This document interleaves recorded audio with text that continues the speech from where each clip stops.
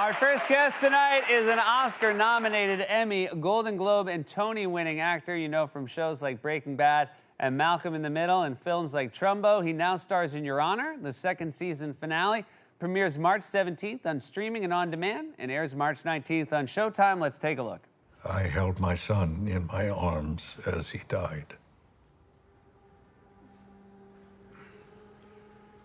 And did you see who shot him? Yes. And was it the defendant, Eugene Jones?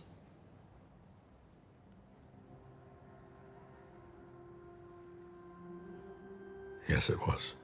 Please welcome back to the show our friend Bryan Cranston, everybody.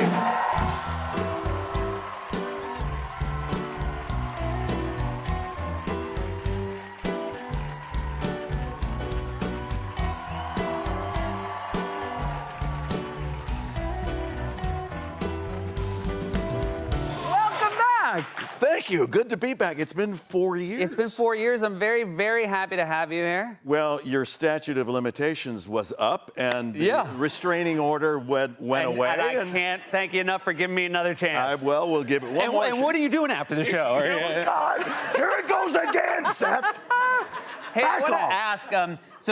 This is a wonderful show in its second season, and a very intense show. You play a former judge in New Orleans. This I like. This poster lets you know what you're in for.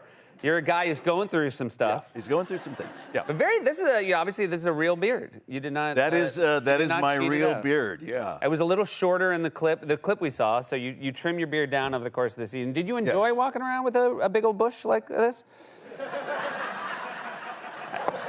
You see what brought about the restraining order.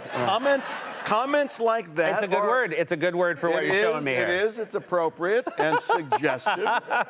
I did because it almost created a mask-like effect. Yeah, I would get that. And it's nice to be able to walk around and not be so noticed and be able to observe, which is, part of the actor's tool chest. Which gets a little bit harder to do once you become recognizable. Yeah. Now you've cut it down to a very substantive mustache right now. It is. It's a little dip. I'm doing a movie with Allison Janney.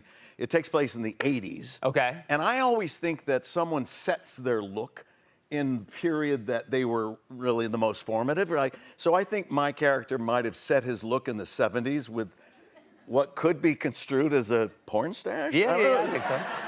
Is it? And then so I'm not quite sure. So I want to ask your audience if they think this look with the little what do they call it? Like a soul patch, right? Soul patch here.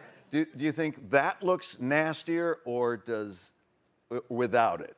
Oh, that's an interesting thing. All right, let's say I think with it, it's nastier. With it, yeah. It's nastier? I would say with it, I don't want that guy to be like my pilot. You know what I mean? Well, okay, so I can do this, or else just have my finger here the whole time. Yeah. I think that's probably the best solution, is because now you're coming off as a very thoughtful guy. And then you take it away, though. You can't take it away, or it's like, oh, I've been talking to a porn actor. Taking advice from this guy. That's it. What am I doing? But what I learned on Breaking Bad, because when I started that show... I'm glad you brought it up, because we have some photos here. This is great. Yes. I mean, the great mustache, it's the mustache to inform the character. You can do an entire episode just on facial hair. Yeah. I really think you could. I would love to. I mean, will you be my first guest? I will be first. Now, have you worn any... I can't do it. I've tried. I would love to grow a mustache. It would take me from now until I'd be on a deathbed. It comes in very patchy. Well, see, I would love to see that. My dad, you can see it because my dad has a mustache and it looks exactly like I would look. Yeah. Well, when I was doing Breaking Bad, I wanted to have my mustache as Walter White before his transition into Heisenberg. I wanted it to look, for lack of a better word, I said impotent. Yeah. I want an impotent mustache. It's a pretty impotent mustache. Yeah. Like, it is weird. It's like, I mean, there's a little Ned Flanders to it. A little Ned Flanders. Yeah. Howdy-diddly-do, neighbor. There is a little Ned Flanders to him, yes. And what I realized is there's few things. You can't have it too dark, so I lightened it up. Also, you can never have the hair curl down below the crease of the lips. Uh-huh. If once you could see, if I had a mustache straight across, here I am holding do you need a, yeah, there you go. There you go. There you go, see? You came up with a three-fingered cover. It's like, yeah. Never grow a mustache that needs a three-finger cover. Gotta have it. And then, but this Gotta is have the it. transformation. I mean, look at that. Yeah, That and is, then- I mean, it's shocking that it's the same actor. It goes I mean, it to- really is amazing. Yeah, and so we wanted to really make it look different, and so I grew the. This is actually not called this. If I just had this, that's a goatee. Yeah. But goatee with the mustache is called a Van Dyke. Look at you. You're so informed about this.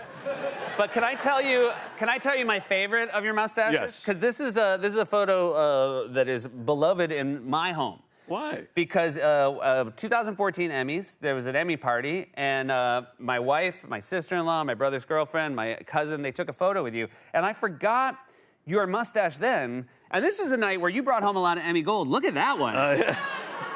I mean, that's a real fun mustache. It's kind of an Errol Flynn kind of. Was that for a role, or was that just for? I was I was about to do Trumbo. There you go. That's what I thought. was about right. to do a Dalton Trumbo movie, and so I wanted to see if that mustache. We ended up not using it. I think I put a fake mustache on. I can't remember. Yeah. It's too long. You've had so many mustaches. Lots of mustaches. I do have fun with facial hair. You do. I do. And it's fun to watch. Yeah. I have no complaints about any of the choices you made.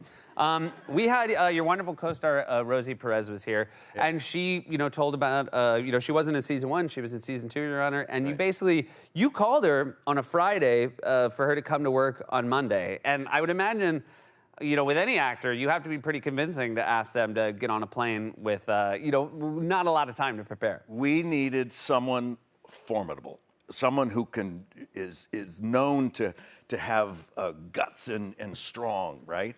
And her name came up, and I went, oh my God, that's it, Rosie Perez. We've got to get Rosie Perez. And I said, I will never get her. She lives in New York. We're shooting it out in New Orleans and Los Angeles, and she has this weekend to approve, show up, do a wardrobe test, and then show up on Monday. And she had scenes with me, and my character is going through some devastating experiences, and so he's more reticent on speaking. So it was all her. She had blocks and blocks of dialogue, and I say things like, I don't know. And then blocks and blocks of dialogue. So I couldn't help her at all, and she was just magnificent. Yeah. She just came in and just crushed it. Well, So much I'm fun. glad you were that convincing. I'm glad you got her on board to do I it. kind of had to promise, certain things. I'd wash her car. Yeah, that's nice. You're that kind of actor. take You're the that trash kind of guy. out, do whatever. Here's what I'm concerned and curious as to how you got convinced to do something. I have done the wonderful show Hot Ones, which I love to watch. Oh, yes. You also did Hot Ones. Yeah. And then you did Hot Ones a second time. Now, I've known a lot of people to do it. I like talking to people who've done it. You're the first person I've heard of who went back in.